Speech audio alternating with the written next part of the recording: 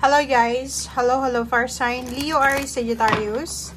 Welcome dito sa aking channel, Kapalaran 888. Welcome. Alamin natin kung anong messages, vibration, gabay energy para sa inyong lahat. General, daily tarot reading para sa lahat ng fire sign, Leo Aries Sagittarius. I hope na makuha nyo ang energy sa araw na ito. Okay. Fire sign Leo Aries Sagittarius, number 24-6, number 36, number 9, 29, 11, and 33. May pinag-iisipan ka? Nag-iisip ka ba? Or marami ka bang iniisip? Yun yung question sa'yo ng ating tarot day. Sinasabi ng baraha sa'yo dito, fire sign Leo Aries Sagittarius, na siguro financially, marami kang gustong gawin, like yung iba sa inyo maraming gustong bilhin. If ever may mga naiisip kayong negosyo na buksan, or pwedeng may gusto mag-apply ng trabaho sa malayong lugar or kano pa man, but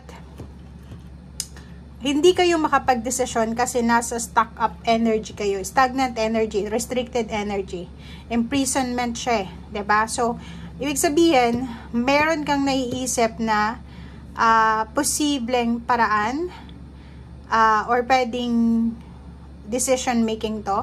May naiisip ka na gustong gawin, may naiisip kang gustong simulan, may naiisip kang pagbabago na pwede mong magawa sa buhay mo, kaso lang, alam mo yun, parang kahit anong inspiration, ideas itong naiisip mo, hindi mo magawa-gawa kasi restricted ka eh, 'di ba? Parang ang restrictions kasi is pwedeng nasa bahay ka lang, or physically gusto mo magtrabaho pero hindi mo kaya kasi mahina yung katawan mo, may edad ka na, or may sakit ka, or siguro yung iba sa inyo dyan gusto yung mag-ibang bansa, tumira sa ibang bansa, magtrabaho sa ibang bansa, pero hindi nyo alam kung paano nyo ito sisimulan.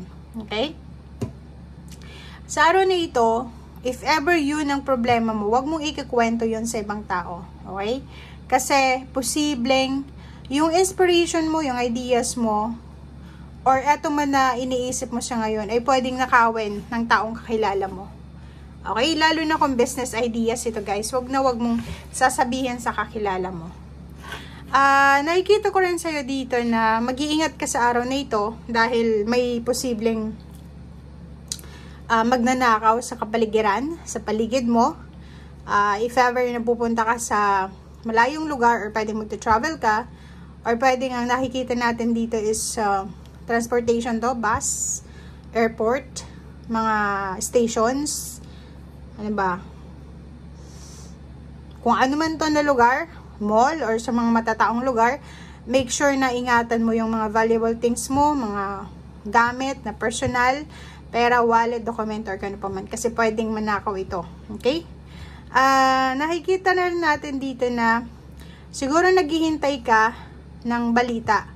Or pwedeng yun, naghihintay ka ng balita from far or near places. Chismis.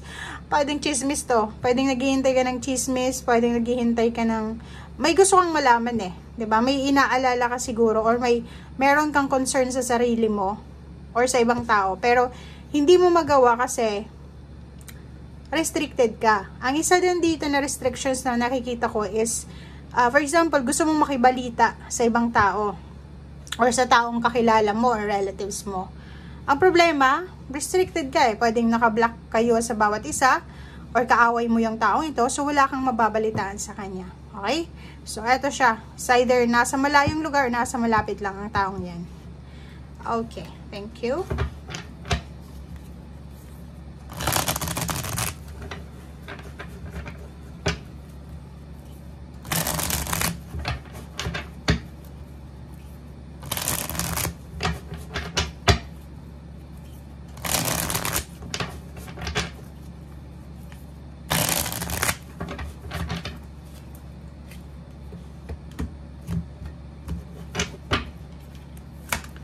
Okay, first card sa second deck is Two of Cups.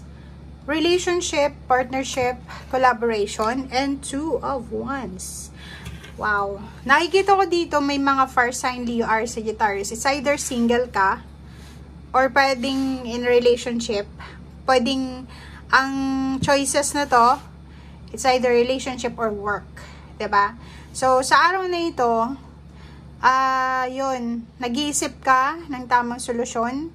Kasi posibleng may nag-o-offer sa'yo ng relationship, hindi ka makapag-desisyon, or may nag-o-offer sa'yo dito ng trabaho. Malayo or malapit. Parang ganon. So, sinasabi ng Barajas sa'yo dito na yun, nag-iisip ka dito. 'Di ba? Pinag-iisipan mo eh.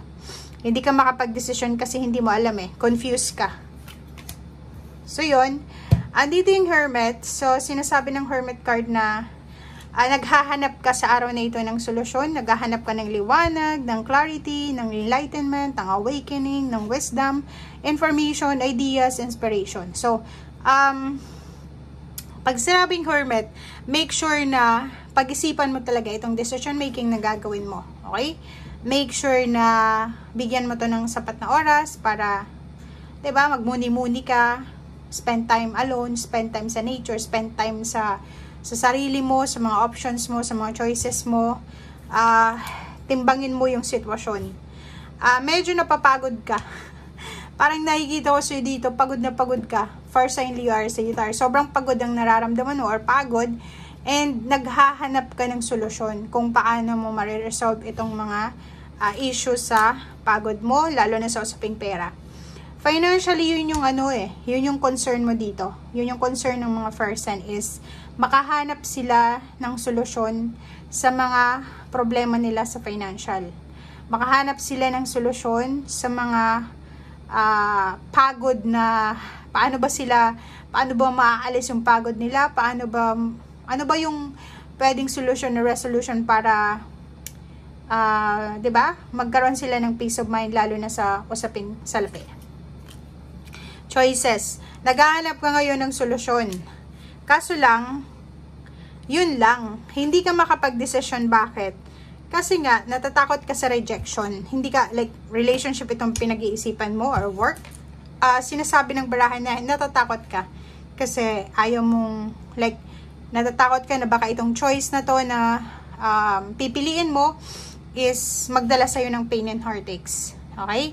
So, sinasabi ng barahan sa'yo dito na kailangan mong buksan ang iyong sarili sa kung ano man ang papasok at lalabas sa buhay mo. Okay? Go with the flow. Huwag mong kontrolin yung sitwasyon. Kung ano yung ibinibigay sa'yo ng universe na choice or option, pag-isipan mo siya ng mabuti. Kasi pag ikaw yung nagdesisyon, ikaw yung kumontrol ng buhay mo, ikaw yung may control, disappointments talaga ang makukuha mo. Pero kung i-let go mo lang yan, hayaan mo yung Panginoon, divine intervention, siya na yung bahala na magmaniubra ng buhay mo. Sa buwan sang ibibigay niya sa'yo. Pag-asa. Okay? Pag-asa, passion, excitement, determination. Okay? Thank you guys and see you again. Bye!